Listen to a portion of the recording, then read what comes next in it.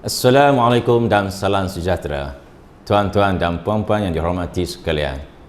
Bersua kita kembali pada hari ini, 24 Februari 2021 bersamaan dengan 12 Rejab 1442 Hijrah dalam rancangan Bual Bicara.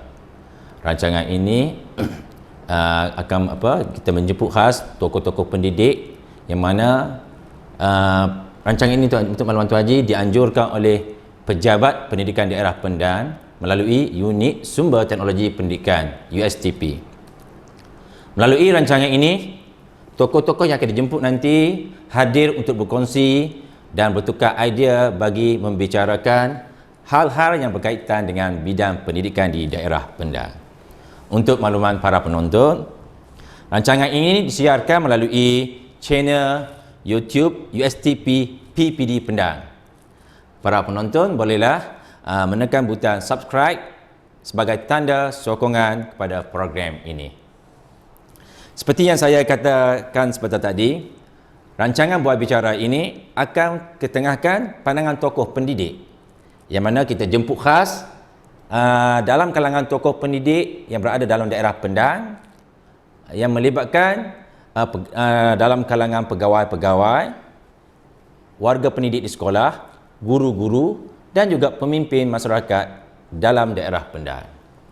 Jadi, untuk rancangan yang pertama kali dianjurkan ini, kita menjemput khas tokoh pendidik yang tidak asing lagi dalam daerah Pendan. Tokoh yang kita jemput ini merupakan seorang pentadbir utama di sekolah, malah berpengalaman yang luas dalam bidang pentadbiran. Tokoh yang kita jemput ini telah berkhidmat selama 33 tahun 33 tahun Tuan Haji ya? 7 bulan sebelum menamatkan karirnya. Tokoh yang dimasukkan ini tidak asing lagi Tuan Haji Muhammad Rafai bin Ismail, Pengetua SMK Tuku Temgun. Selamat datang Tuan Haji. Terima kasih. Macam mana hari ni Tuan Haji? Okey? Alhamdulillah. Ya, ceria nampak hari ni. Nak pencing ni, muka tu lain sikit. Dah makan ke Tuan Haji? Dah. Oh, Alhamdulillah. Ya. Semua okey. Semua okey. Ready ya ni. Cantik. Cantik. Inilah kita nak pemimpin yang sentiasa dalam keadaan siap siaga, bersedia. Saya mewakili pihak penganjur merakamkan ucapan terima kasih pada Tuan Haji di atas kesediaan untuk hadir dalam rancangan ini. Semoga rancangan kita ini dapat menemui titik kecemerlangan bagi pendidikan daerah Pendan khususnya. Untuk makluman Tuan Haji, perbincangan kita ini akan menjurus pada peranan pentadbir di sekolah, yang mana kita akan melihat dari skop mungkin cabaran, pengalaman dan sebagainya. Dan dalam rancangan kita juga akan ada beberapa soalan dalam kalangan warga pendidik daerah Pendan, yang mana soalan-soalan yang diajukan ini biasanya kita akan kumpul dalam talian rasmi PPD, iaitu talian WhatsApp, media WhatsApp dan juga Telegram serta Facebook. Dan persoalan-persoalan yang akan saya lontar ini melingkari bidang yang mana Tuan Haji kuasai lah. Kita takkan lari skop-skop yang lain. Untuk makluman Tuan Haji, saya difahamkan secara rasminya Tuan Haji akan menamatkan kerjaya sebagai pendidik. Ya. Bermula pada 4 Mac Tuan Haji. Ya. Okey. Saya akan bersara wajib. Bersara wajib ya. Berumur 60 ke 58? 58. 58. Ya tuan-tuan, satu tempoh yang panjang, pengalaman yang ditimba oleh Tuan Haji cukup membanggakan bagi pihak kami. Sepanjang perkhidmatan Tuan Haji, bolehkah Tuan Haji kongsikan dengan penonton tentang pengalaman yang paling manis semestinya ada, dan pengalaman yang tidak dapat dilupakan sepanjang perkhidmatan Tuan Haji sebagai pendidik, bermula sebagai guru biasa, penolong kanan sehinggalah sebagai pengetua. Okey, terima kasih Cikgu Salahuddin. Saya syok panggil Cikgu Din. Ya, tak apa. Okey, terlebih dahulu saya mengambil kesempatan ini ucap terima kasih banyaklah kepada pihak PPD kerana menjemput saya untuk bercakap, untuk berbual di dalam Bual Bicara ini. Sebenarnya pada pandangan saya satu pilihan yang tak tepat lah. Sebab saya rasa saya bukan orang yang layak lah untuk memberi pandangan-pandangan yang mungkin hebat dan sebagainya. Walau bagaimanapun saya cuba menceritakan tentang pengalaman mungkin yang boleh dikongsi bersama dengan rakan-rakan, ataupun kalau kata benar tu betul atau baik, gunalah. Ya, kalau kata tak apa. benar tak bukan tepat, maka itu satu benda yang saya kata tadilah, saya bukan pilihan yang tepat. Pandangan Okey, saja, pandangan saja. Okey, soalan tadi Cik Din tanya tentang peristiwa manis Ya. yang tak dapat dilupakan. Dalam kira sudah pastilah kita hidup ni, saya pun dah masuk tahun ke-58, tak berapa hari lagi ni, sudah pastilah banyak pengalaman-pengalaman kita yang kita tak dapat lupakan. Tambah orang lelaki ni kan, pengalaman dia cukup banyak lah. Kalau kata ada pengalaman dapat kahwin dua, satu Ya, satu manis. manis tu. Ya, betul. Orang lain tak boleh buat. Ya, betul Tuan Haji. Saya pun rasa semangat. Semangat lain tu. Tetapi dalam konteks pendidikan, saya cuba kongsilah apa yang saya rasa itu satu peristiwa manis atau peristiwa yang tak dapat dilupakan. Adalah pada saya, peristiwa yang tak dapat dilupakan atau peristiwa menjadi kenang-kenangan kita ni adalah peristiwa yang mana benda tu kita rasa seronok dikenang. Seronok dikenang. Dari segi tafsirannya, kita rasa kepuasan yang kita dapat daripada apa yang kita buat. Itu saya rasa, itu pada saya itulah benda yang tak dapat kita lupakan, kenangan manis pada saya. Dan dalam konteks ini, dalam konteks pendidikan ini, saya nak cerita pengalaman atau benda-benda yang tak dapat saya lupakan ni sudah pastilah berkisar kepada pendidikan. Pada pendidikan. Jadi sebagaimana kita, tuan-tuan puan sedia maklum, Cik Din sedia maklum, di SMK Tuan Temurong ni merupakan sekolah ketiga lah saya menjadi pengetua. Sekolah pertama saya menjadi pengetua ialah Sekolah Menengah Teknik Al-Ustaz.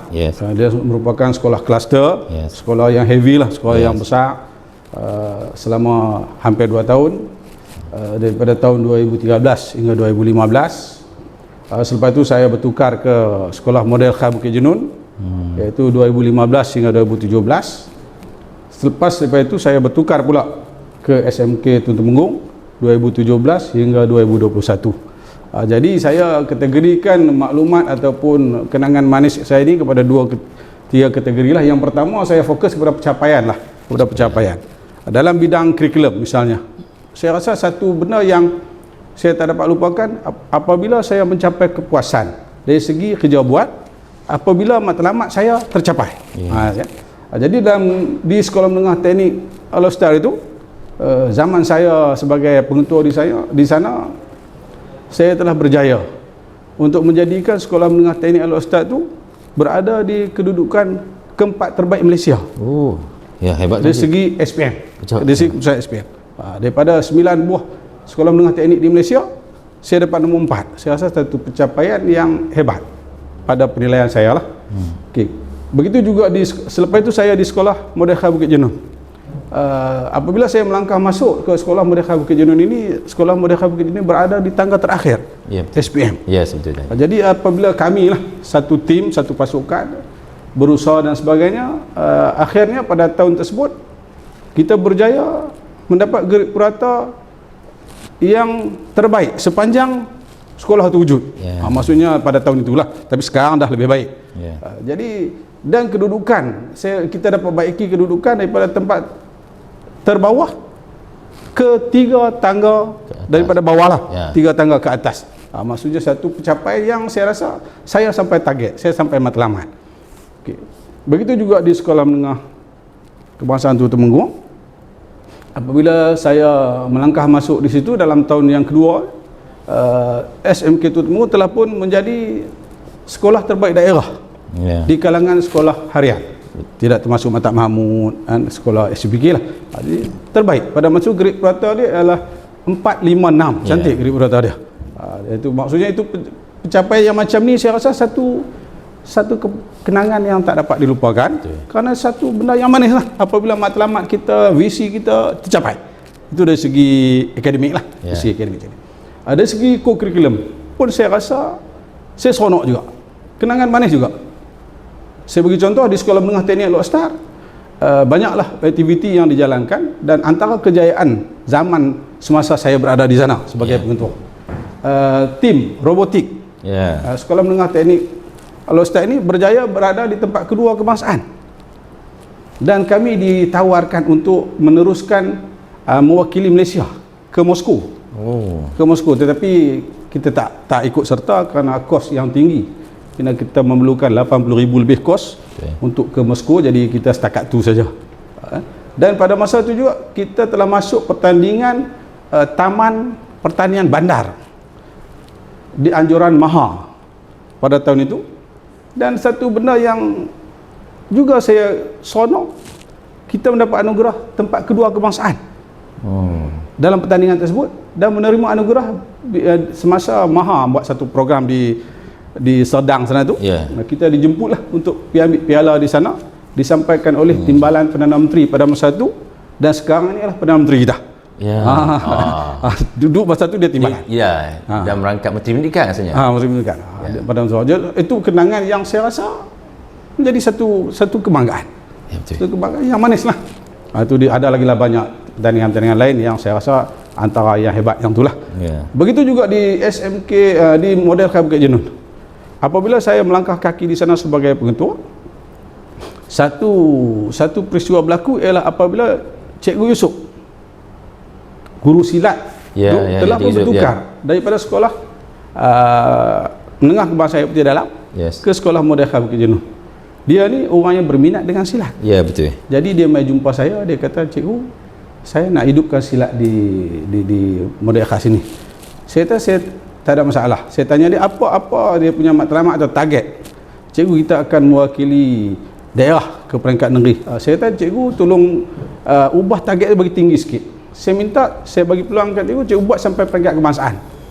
Jadi dia orang yang berminat. Betul. Berminat. Jadi pada tahun itu alhamdulillah kita mendapat tempat kedua pertandingan silat peringkat kebangsaan junior yang diadakan di UPSI pada tahun itu. Selepas itu apabila saya beredar daripada itu, disambung oleh Cikgu Johari, pengetua itu lebih hebat lagi lah. Ini kenangan, maksudnya kejayaan dari segi co-curriculum.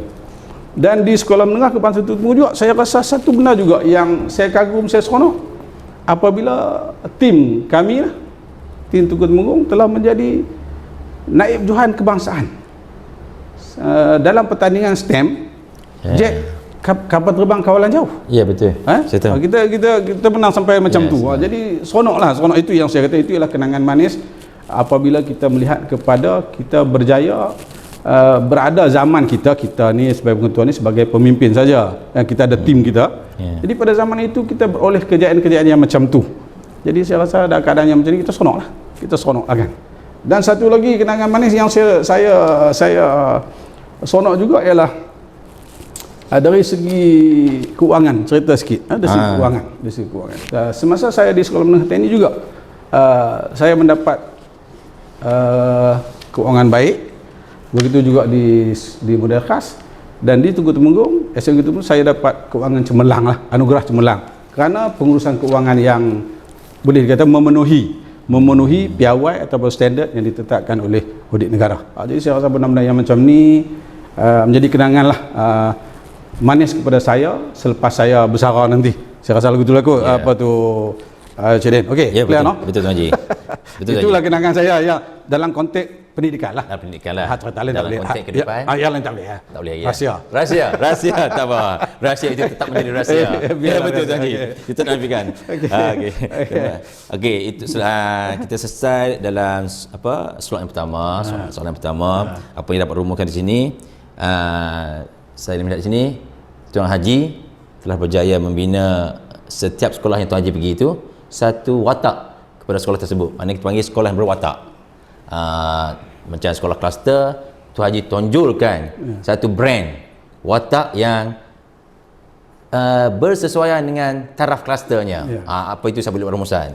Macam sekolah Model Khas, sekolah yang harian biasa, yang mana sekolah itu kita tahu di pelajarnya dari kalangan pelbagai lapisan dan jauh-jauh.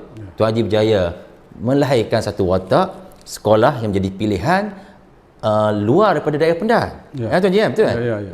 Dan dengan watak sukan tertentu sampai peringkat kebangsaan. Dan saya lihat kepentingan bagi seorang pentadbir menzahirkan sekolahnya adalah sekolah yang berwatak. Itu adalah penting Tuan Haji. Dan saya ucap tanya kepada Tuan Haji kerana elemen-elemen kurikulum pentadbiran berjaya semasa Tuan Haji menjadi pentadbir. Okey Tuan Haji, kita pergi ke soalan seterusnya. Soalan seterusnya lebih kepada berbentuk dalam konteks cabaran, di mana kita sedar dalam organisasi pendidikan, khasnya di sekolah, terdapat beberapa isu yang mana pihak pentadbir sekolah tu perlu tangani. Isu persekitaran, suasana, budaya sekolah, yang mana isu ini sering diperkatakan dalam konteks gaya kepimpinan seorang pentadbir utama di sekolah. Ya. Jadi di sini boleh tak Tuan Haji kongsikan dengan kami, dengan rakan-rakan penonton, Ya. gaya-gaya kepimpinan yang bersesuaian dengan isu tadi, itu persekitaran, suasana dan budaya di sekolah. Maknanya kita nak tahu apa gaya kepimpinan yang sesuai, yang boleh dipraktikkan untuk sekolah untuk pentadbir kita yang lain, dan apakah gaya kepimpinan yang diamalkan atau dipraktikkan oleh Tuan Haji selama ini. Sebab kita tahu Tuan Haji telah berada dalam 3 buah sekolah yang berbeza. Ya. Suasananya, persekitarannya, budayanya. Okey Tuan Haji, boleh di sini kita kongsikan, minta pandangan Tuan Haji. Okey, terima kasih Cik Din. Saya boleh bagi pandangan tapi mungkin ini sesuai dengan saya lah. Ya. Itu gaya saya. Mungkin skop pandangan Tuan Haji. Ya. Cara saya. Ya, cara Tuan Haji. saya. Mungkin benda ni orang lain tak boleh buat. Ya, betul, Tuan Haji. Itu yang apa yang saya cerita, apa yang saya buat lah. Yes. Okey, dalam konteks ini sebenarnya ini semua pentadbir lah, terutamanya kami di sekolah ni faham. Kami ini di sekolah ialah golongan pelaksana. Ya. Kami golongan pelaksana. Melaksanakan, bukan merancang dasar. Apa maksud saya di sini ialah pengetua atau pemimpin di sekolah ini dia menjalankan segala yang ditentukan oleh Kementerian Pendidikan. Ya. Segala yang ditentukan oleh JPN, Jabatan Pendidikan Negeri. Segala yang ditentukan oleh PPD. Bila sampai di peringkat sekolah, kami ialah pelaksana. Kumpulan pelaksana yang mana kami kena akor dengan apa yang telah ditetapkan. Yes. Okey. Kalau kementerian kata tak boleh, tak boleh lah. Kalau kementerian kata boleh, boleh lah. Jadi yang tu, dasar itu kena pegang, dan kita sebagai pemimpin tak boleh pandai-pandai. Tak boleh kalau kementerian kata atau PPD kata tak boleh, kita buat juga. Tak boleh.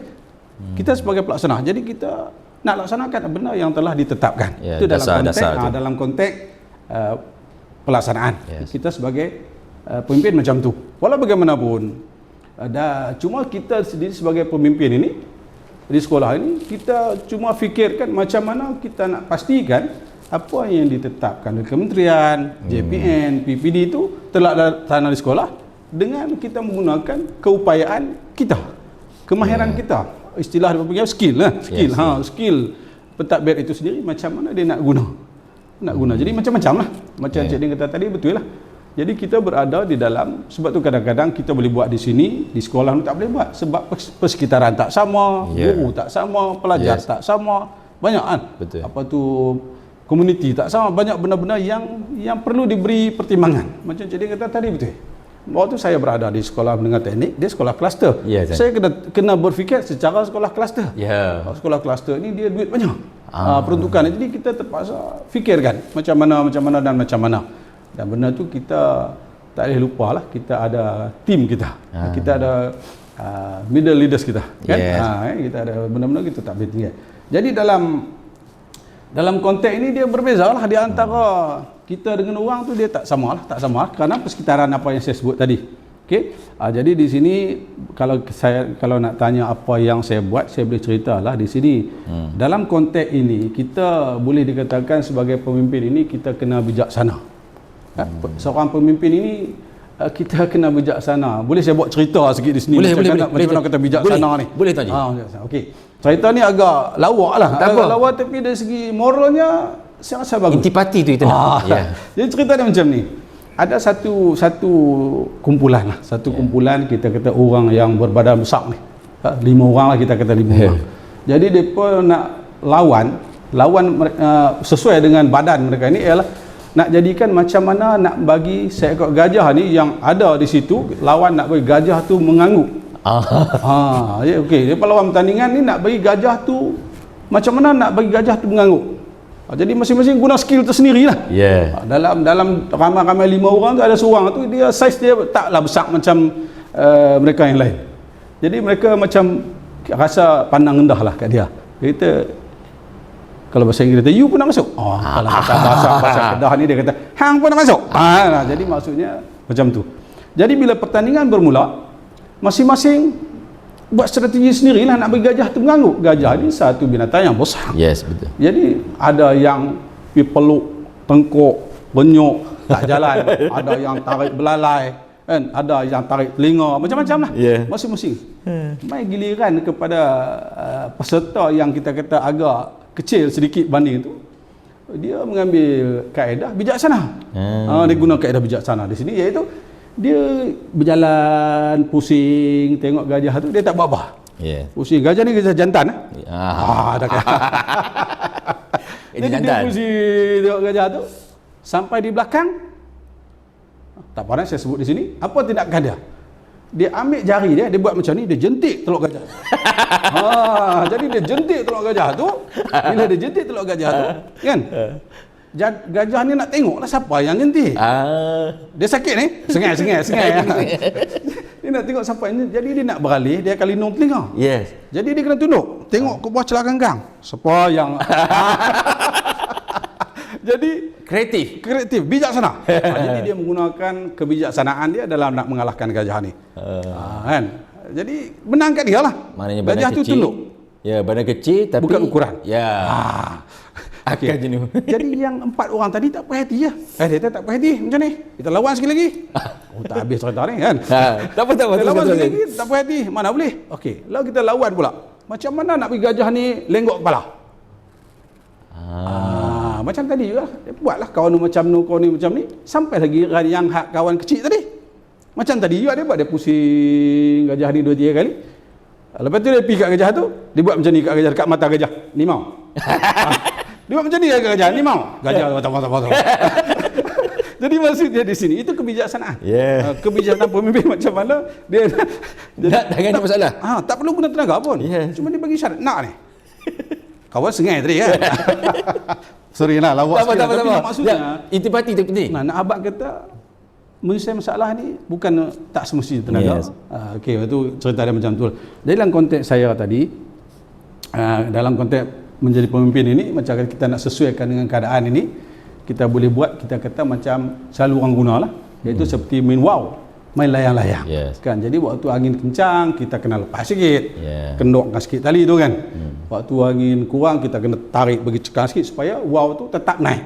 Dalam konteks kerja kita ialah kalau situasi agak tegang kita kendok sikit, situasi yang kendok kita tegangkan sikit. Jadi matlamat dia tercapai.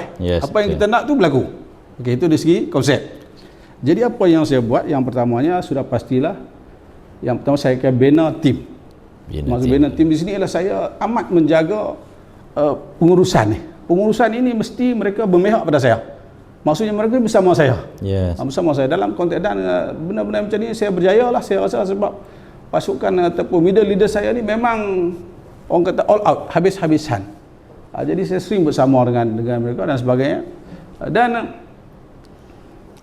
dalam saya bersama dengan mereka ni, kan, saya bersama dengan mereka ni, saya tak tinggal mereka dalam kerja-kerja buat. Kalau kerja buat saya akan bersama. Bergerak seiring. Seiring.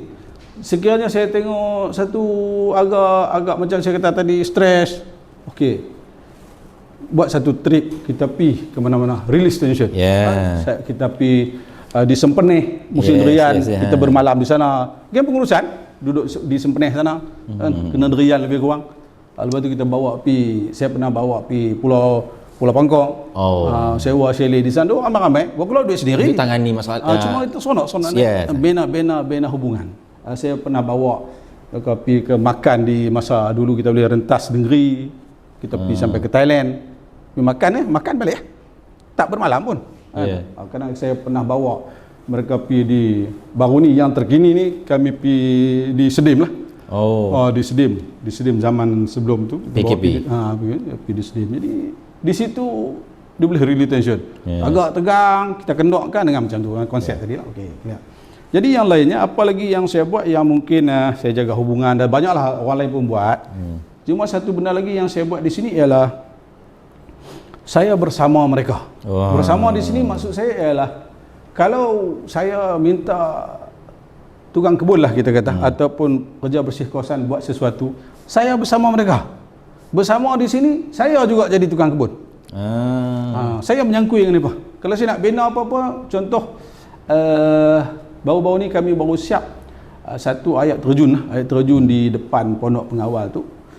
Seorang tu dia mai sekolah, dia tanya cikgu, cikgu upah siapa buat ni? Awak mahal cikgu ni. Kalau saya tanya kalau saya berapa berani you buatlah kalau macam ni. Ini cikgu lebih 10,000 ni kalau nak buat. Tapi benda tu sebenarnya kita bina dalam gotong royong aja. Yes. Kos dia saya ingat 1,000 pun tak habis. Sebab kita gotong royong.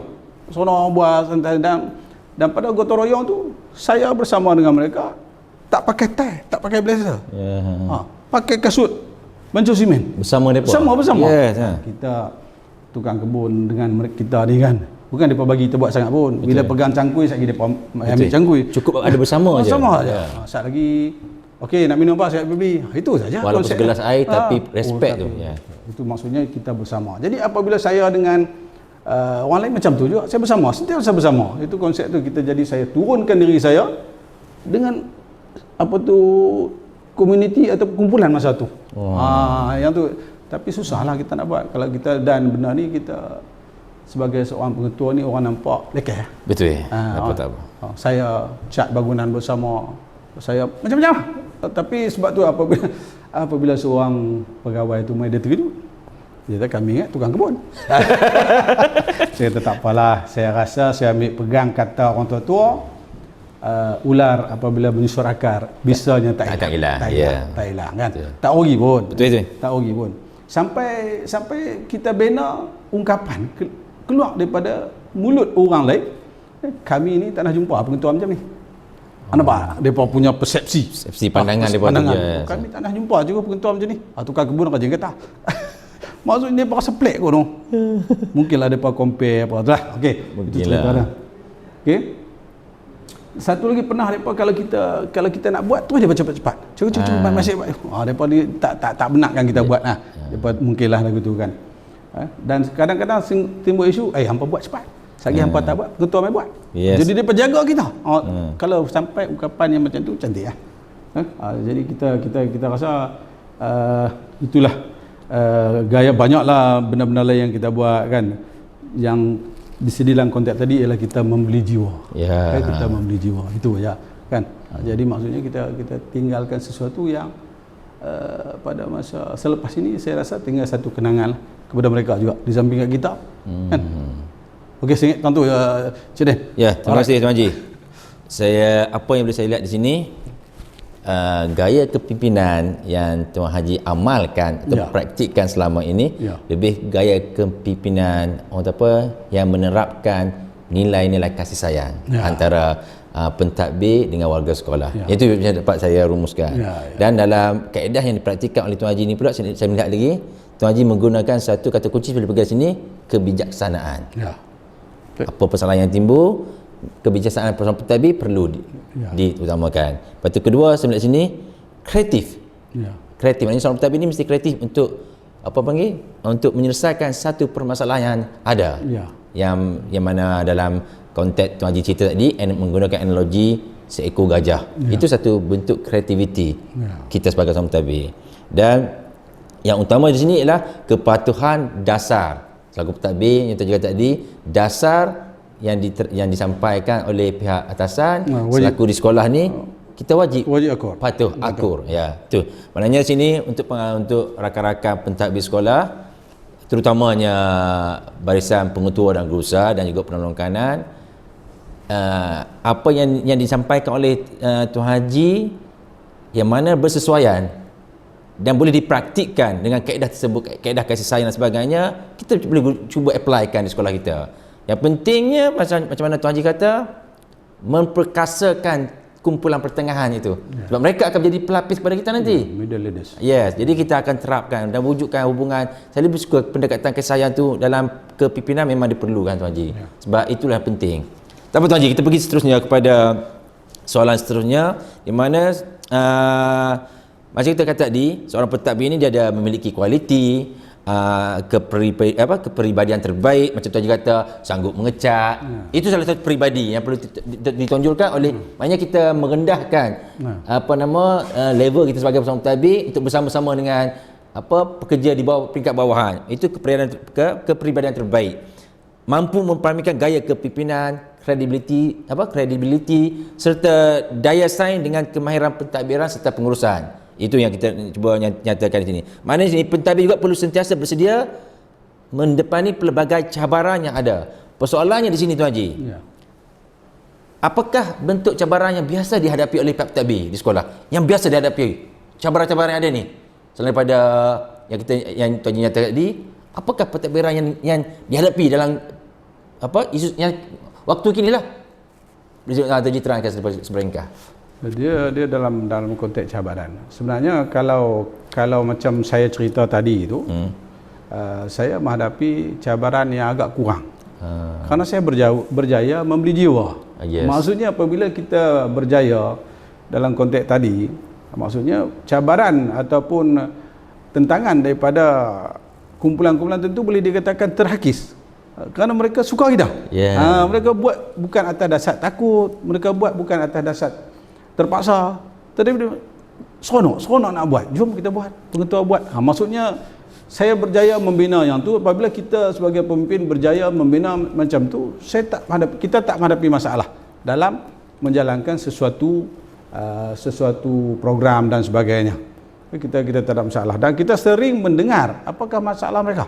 Yeah. Kita dengar, kita jadi pendengar yang setia. Walaupun kita sebagai pengetua, tapi dalam konteks yang sama, kita juga manusia. Kita juga ada masalah, mereka juga ada masalah. Jadi kalau kita berjaya memenangi hati mereka, semua settle. Sebab tu saya tak tahulah, pada saya lah, berdasar penilaian saya kurang menghadapi masalah dalam pengurusan sumber manusia. Walau bagaimanapun dalam bentuk cabaran, saya rasa cabaran dari segi pelaksanaan dasar dengan kementerian, dengan JPN, dengan PPD, kita tidak ada masalah langsung, tidak ada masalah, sebab macam saya ketahui tadi, kita sebagai pelaksana. Yang menjadi cabaran kepada pengetua atau pentadbir terutamanya, dan saya juga terutamanya, ialah cabaran yang kita hadapi ialah kita kena menguasai perkembangan terkini. Itu cabaran. Itu satu cabaran. Contohnya saya kata sekarang ini kita dah wujud sekolah TS25. Yes. Bila ada sekolah TS25 tu, kita sebagai pemimpin kita kena menguasai. Apa dia TS25? Kita kena menguasai lebih daripada orang lain. Sebab kita pentadbir. Pada masa yang sama juga dia ada satu kaedah pengajaran PAK21. Juga pengetua kena menguasai apa dia PAK21 dan kuasai apa kaedah-kaedah tu. Bagaimana pelaksanaan kaedah-kaedah tersebut, dia kena kuasai. Itu cabaran. Dan juga sekolah sekarang ni ada baru pula, sekolah kebat pula. Jadi pun satu cabaran baru yang juga semua benda ni tambahan pula sekarang ni perkembangan teknologi yang cukup pesat, yang berkembang setiap hari berubah. Itu juga menjadi satu cabaran kepada pemimpin-pemimpin, khususnya pengetua-pengetua. Saya alhamdulillah penjen.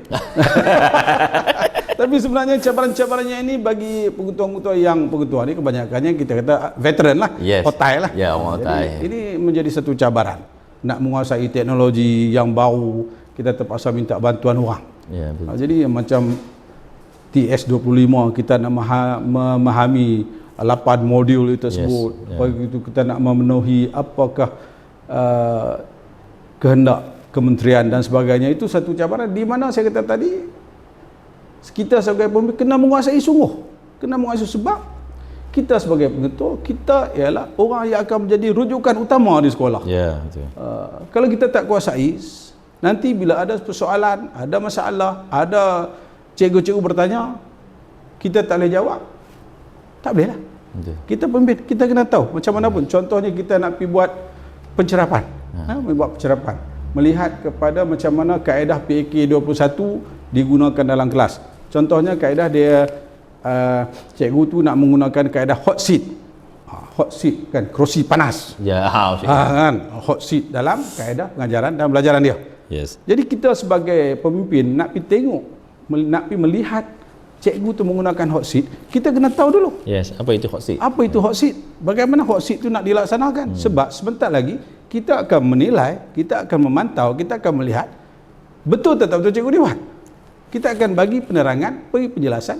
Kalau betul, betul lah. Kalau tak betul, atau ada penambahbaikan di mana-mana, atau nak buat sistem round robin, apa dia round robin, semua kita kena kuasai. Sebab kaedah PAK 21 ni banyak. Sampai 80, 90 kaedah. Dan berkembang lagi. Jadi benda-benda yang macam tu, saya rasa itu satu cabaran lah kepada pemimpin untuk menguasai perkara-perkara inilah, perkara-perkara ini. Jadi kalau kata kita gagal, tak boleh lah. Macam Cik Din sendirilah, kalau pergi mantau sekolah, sudah pastilah kena menguasai dulu. Betul, kalau tidak, macam mana kita nak memantau orang yang nak kita tengok. Kita mantau ni maksudnya kita nak pergi tengok dia buat betul atau tak betul.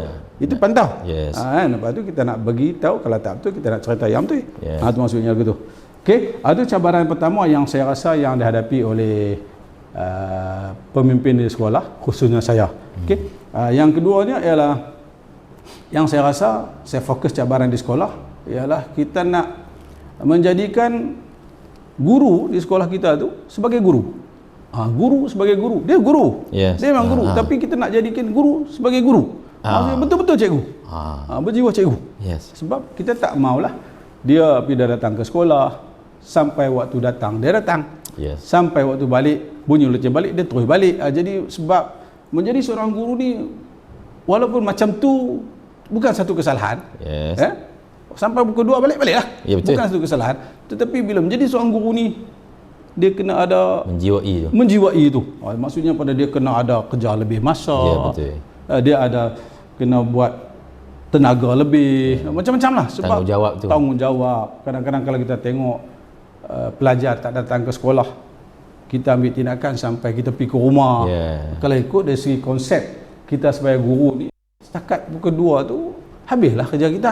Habislah, maksudnya selesai lah. Macam sekarang ni bekerja di rumah pula. Jadi maksudnya kita hendak dia buat kerja tu sungguh-sungguh lah. Sungguh-sungguh. Itu cabaran lah.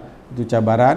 Jadi terutama guru-guru muda lah. Guru muda yang kita takut menjadi isu dulu orang duk sebut kata apa, hanya untuk sekadar makan gaji. Tapi guru lebih pada tu. Cik dia faham lah maksud saya. Dia cukup perlu kan.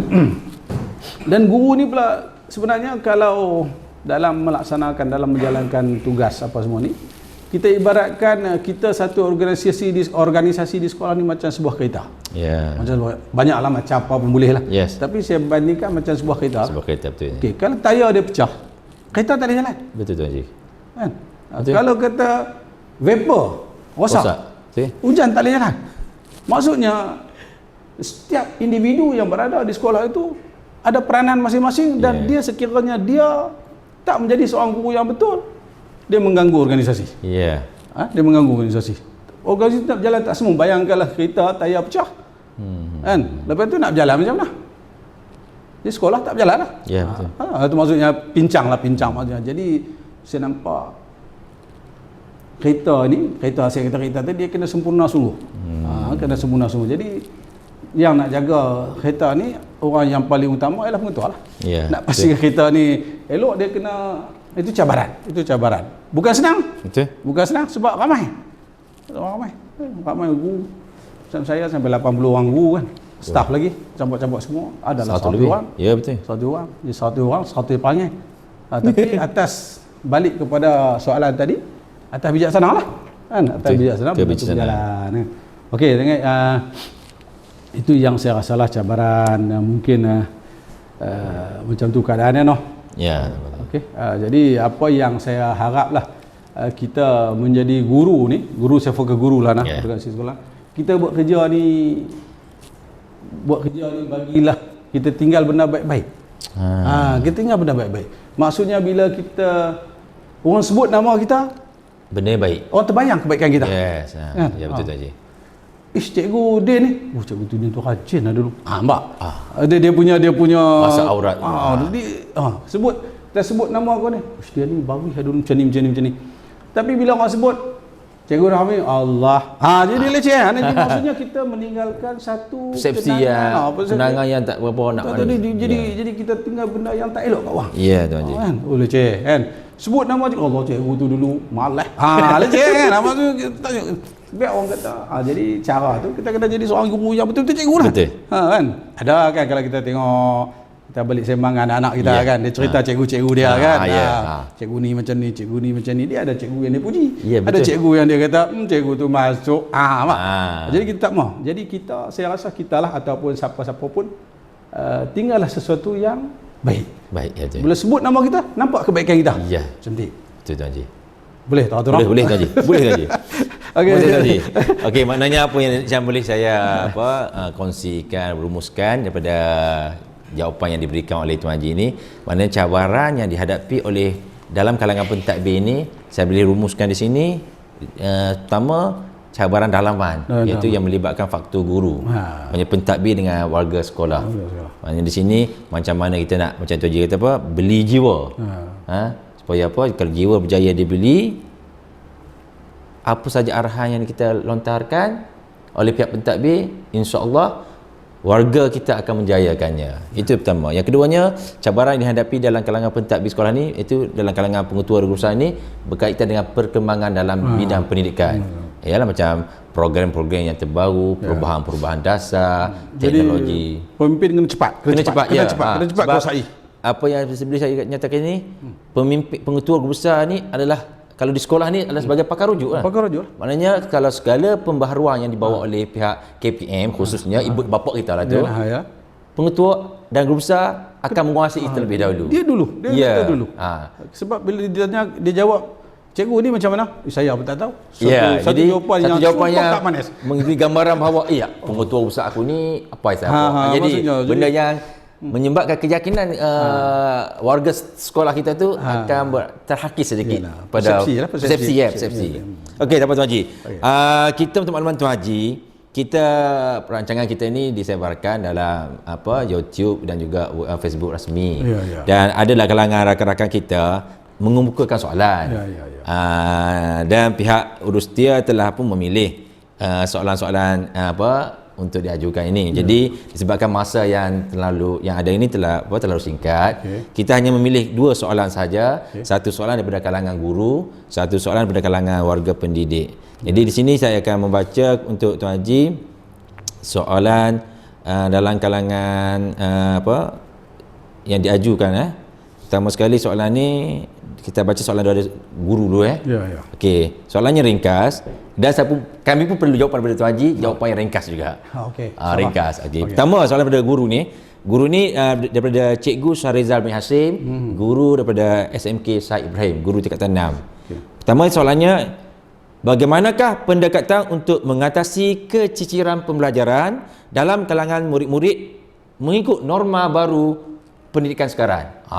Yang ini soalan semasa ni. Susah nak jawab ni.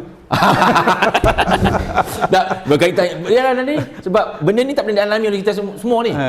Soalan yang baik ni. Boleh tak dikongsikan?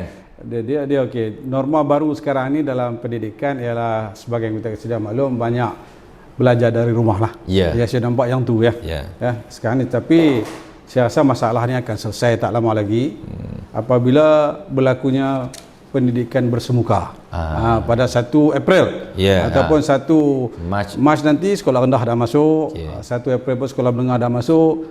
Jadi keciciran pembelajaran dalam konteks norma baru, saya rasa nak balik asal. Nak balik macam sebelum ini. Jadi nak balik norma lama balik lah. Jadi kalau benda ni berlaku macam tu, selesai. Selesai dari segi keciciran pembelajaran dalam konteks norma baru pada saya lah.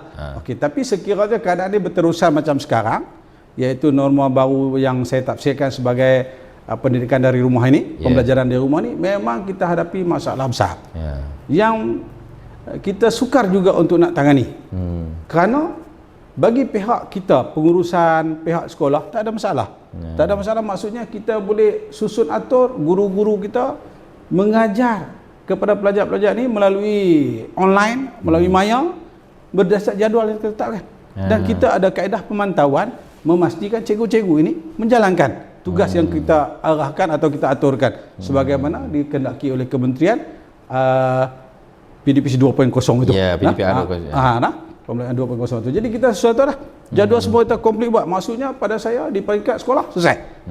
Cuma masalah sekarang ini di peringkat penyertaan pelajar. Itu yang besar masalah dia. Di mana kita dapati, saya rasa ini masalah Malaysia lah, bukan masalah Pendang lah. Respon daripada pelajar tu berkurangan atau makin merosot lah. Kadang-kadang ramai, kadang-kadang pernah kalau kelas-kelas tu sampai tak ada langsung pun pernah berlaku. Saya pun pernah cikgu, saya call, cikgu ni nak buat macam mana cikgu ni, ada 2 orang saja cikgu ni. Kata saya, 2 ke berapa ke, tugas you buat lah, mengajar lah walaupun 2 orang. Nak buat macam mana? Sebab yang saya kata sukar untuk kita nak atasi ini, itu di luar kawalan kita. Pelajar-pelajar ini di luar kawalan kita, dia berada di rumah. Jadi kawalan ini ialah mesti ibu bapa, tidak boleh tidak. Betul Tuan Haji. Kita tak boleh buat apa sebenarnya. Kita tak boleh nak paksa dia macam kita selalu kita dengar pepatah mengatakan bahawa kita mampu menarik setengah dia kata kuda, setengah kita lembu untuk ke kolam suruh minum. Tetapi kita tak boleh paksa dia minum. Kita nak tekan kepala suruh dia minum, dia tak minum, tak boleh buat apa. Tapi kita mampu tarik dia sampai ke kolam. Kita tibai dia sampai ke kolam, boleh bawa. Tapi nak suruh dia minum tak boleh. Ini pun macam tu. Kita boleh buat sampai pelajaran sampai di rumah. Tapi di rumah kita tidak ada di situ. Peranan ibu bapa cukup besar. Dan kita sendiri faham, kita pun ada anak-anak di rumah. Macam mana respon anak-anak kita berdasarkan online ini. Dan kita bagi pihak pengurusan kita buat macam-macam lah kan. Cara macam tu, telefon waris saya kalau di SMK itu Temenggung sekarang ni, saya bina grup lah. Grup yang pertama, grup pelajar dengan guru dia. Saya bina itu semua saya ingat sekolah buat. Dan dalam masa yang sama sekarang ini saya bina pula grup waris dengan guru. Saya ada dalam grup tersebut. Saya dalam grup, dan apa maklumat-maklumat tu kita sampaikan melalui itulah.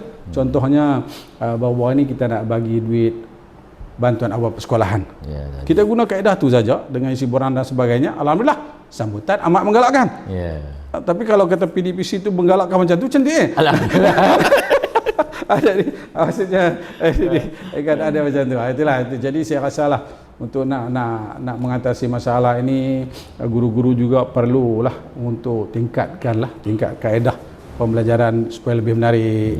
Tapi itulah masa dia agak panjang kan, daripada pukul 7 lebih pukul 8 sampai pukul 2, satu jangka masa yang cukup lama. Tak mampu kita berada di depan skrin lama macam tu. Tak mampu, saya rasa lah. Ini pandangan saya lah, pandangan peribadi lah. Jadi yang lain tu saya tak tahulah apa yang boleh kita lakukan, sebab pada saya dia di luar kawalan. Di luar kawalan kita. Kita tak boleh nak ke rumah paksa waris dan sebagainya. Okey, macam tu kot. Ya betul. Harap memenuhi lah. Saya yakin jawapan yang diberi oleh Tuan Haji itu telah menempati kehendak pemberi soalan ni. Dan apa yang boleh saya kongsi di sini, kaedah atau pendekatan dalam norma baru ni, kalau kita lihat pun kebiasaannya teori-teori yang disampaikan semasa kita belajar di universiti ke di maktab ke di kolej sebagainya, tidak banyak yang berkaitan dengan norma baru ni. Cuma yang akhir-akhir ni baru ada berkenaan dengan fun learning dan sebagainya. Okey, tak apa Tuan Haji. Okey, kita pergi ke soalan seterusnya Tuan Haji. Ini soalan daripada rakan kita Tuan Haji. Guru besar SK Sungai Tian, Cikgu Zaini. Cikgu Zaini. Dia orang hebat tu, tak perlu tanya lah tu. Ni pelik ni, orang hebat tanya orang hebat ni. Kacau kita. Perkaitan dia tanya, apakah perkaitan antara gaya kepimpinan PGB, pengetua guru besar, dengan kualiti guru dalam bilik darjah? Itu soalan dia ni. Mana di sini perkaitan gaya kepimpinan PGB dengan kualiti guru dalam bilik darjah. Okey, itu soalan dia. Boleh Tuan Haji penjelaskan di sini. Ini pun satu jugalah. Saya mudah aja. Dia dalam konsep selalu orang sebut ni. Selalu orang sebut, sekolah tak akan cemerlang kalau cikgu tak cemerlang. Betul. Cikgu tak akan cemerlang kalau pemimpin tak cemerlang. Maksudnya dalam konteks ini, sekolah akan menjadi cemerlang apabila pemimpin dia cemerlang, apabila cikgu dia cemerlang. Memang tidak boleh tidak. Tidak boleh tidak. Dia macam tu. Tidak ada sekolah yang cemerlang dipimpin oleh pengetua yang tidak cemerlang. Yeah. Okey, betul lah, betul lah. Betul. Begitu juga guru. Takkan jadi subjek dia cemerlang. Kalau dia bukan cikgu yang mampu mencemerlangkan budak dia. Yes. Maksudnya ada kaitan yang cukup rapat. Jadi pengetua kena cemerlang, pemimpin kena cemerlang, guru kena cemerlang, dan kecemerlangan inilah akan membawa kepada sekolah cemerlang. Ada konsep yang macam itulah yang saya faham. Macam tu lah. Jadi guru cemerlang ni lahir apabila pengetua cemerlang. Pengetua yang saya balik tadi lah. Balik dia macam mana nak lahirkan pengetua cemerlang supaya apabila saya kata tadi pemimpin sebagai rujukan. Rujukan. Jadi pengetua kena tahu, kena ada maklumat dan sebagainya. Sebab cikgu-cikgu ni nanti dia akan menjadi rujukan, dan akhirnya kalaulah kata pengetua tu tak cemerlang, pengetua tu tak bukan seorang pengetua yang hebat, susah. Betul. Pemimpin susahlah, dia payahlah dia nak clearkan benda tu kan.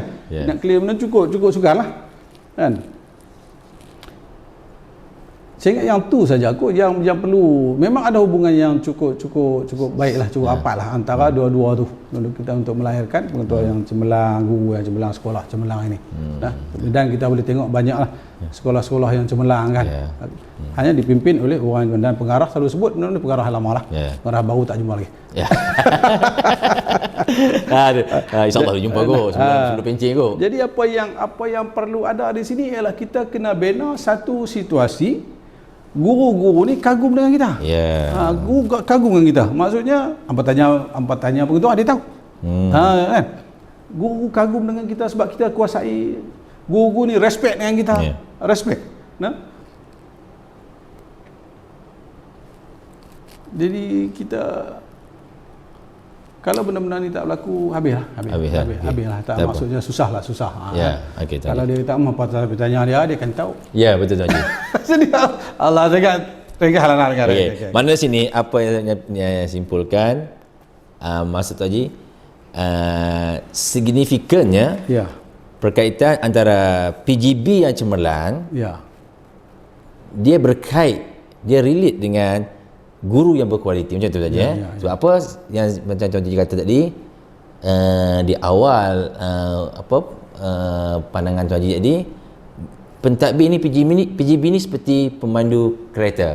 Seorang pemandu lah, kereta ke apa, macam mana pembawakannya adalah bergantung pada pemandu.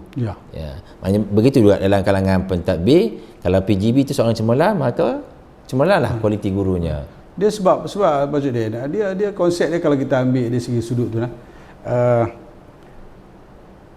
kalau kita andaian dalam bentuk perlombaan lah, ataupun dalam bentuk memandu kereta tadi.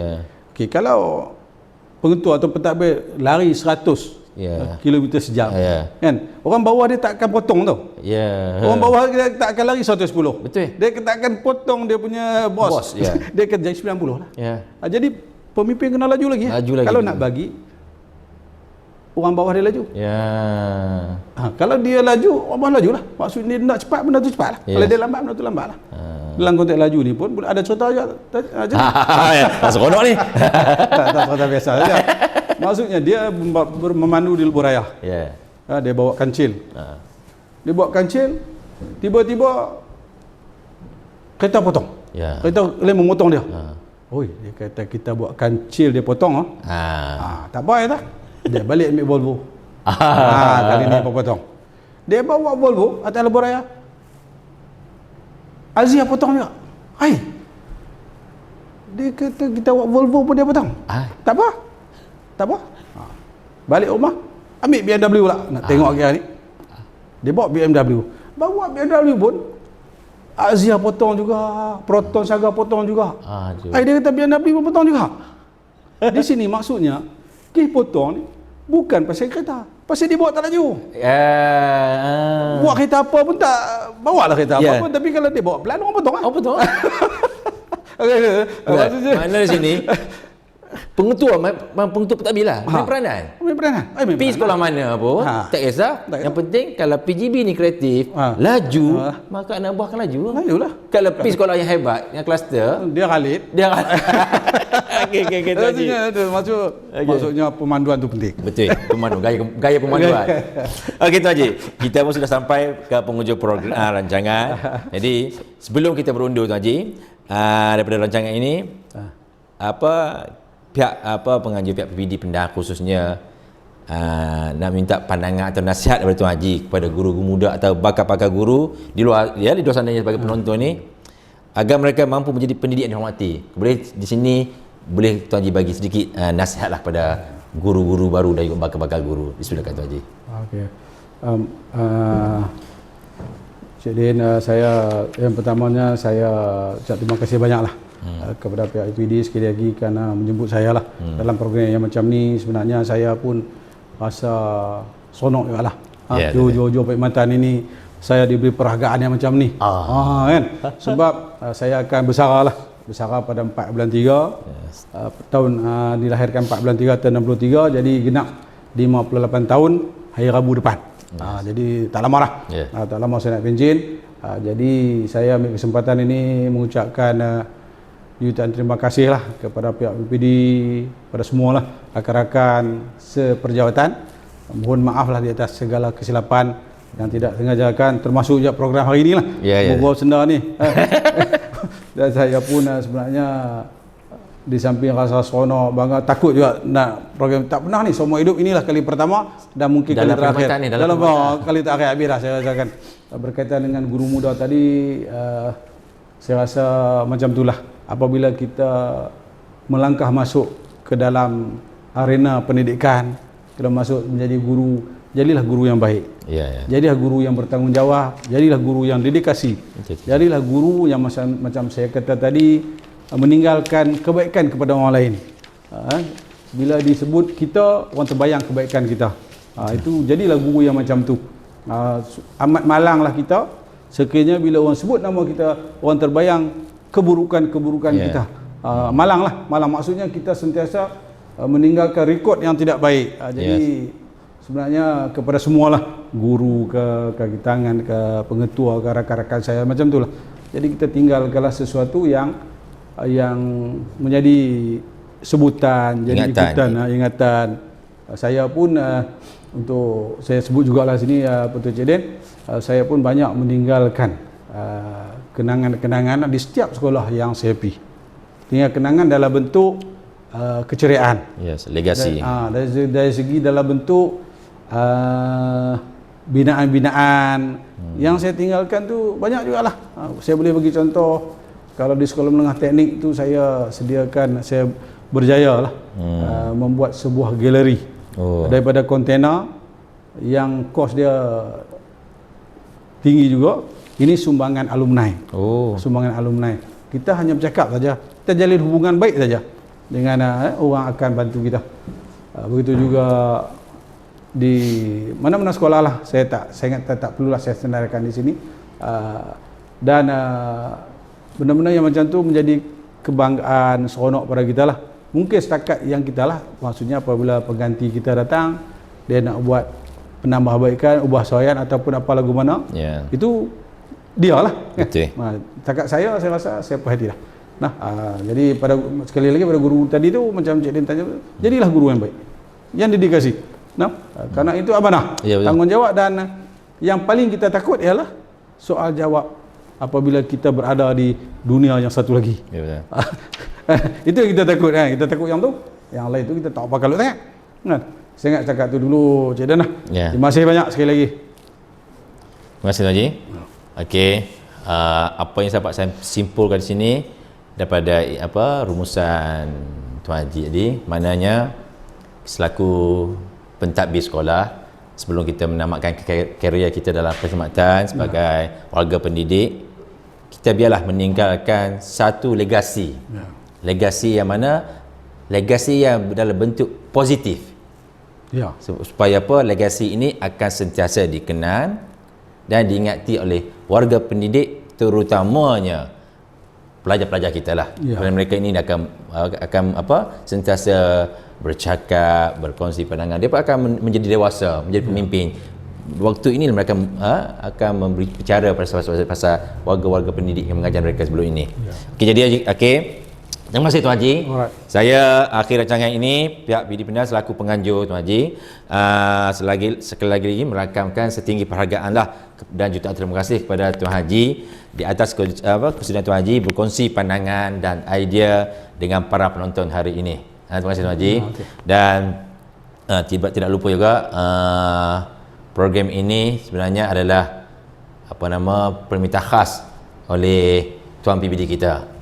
Atas dasar Tuan Haji nak menamatkan kerjaya perkhidmatan ni, jadi permintaan khas kepada Tuan PBD kita. Okey tidak lupa juga ucapan terima kasih kepada setinggi penghargaannya kepada Tuan PBD kita dan warga PBD serta kru USTP yang bertukar lumus untuk merakam kita hari ni Tuan Haji. Mereka ni pun dah berapa hari. Kita duk risau berapa hari? 4-5 hari kan. Depa ni sebulan duk risau. Dah baru sampai. Nak kena buat. Depa ni lah. Yang diketuai kru untuk rakaman ini diketuai oleh Cikgu Sukri. Terima kasih Cikgu Sukri dan rakan-rakan. Dan kami berharap juga rancangan buat bicara ini dapat membantu warga pendidik lah, khususnya pihak pentadbir. Macam mana untuk membantu meningkatkan gaya kepimpinan di sekolah. Okey, sekali lagi sebelum kita berundur, saya harap para penonton khususnya menekan butang subscribe sebagai tanda sokongan dalam channel YouTube PPD Pendan. Sekian, semoga kita ketemu lagi dalam rancangan seterusnya. Saya ucap terima kasih Tuan Haji dan terima kasih pada semua. Wabillahi taufiq wa hidayah. Wassalamualaikum warahmatullahi wabarakatuh. Salam sejahtera.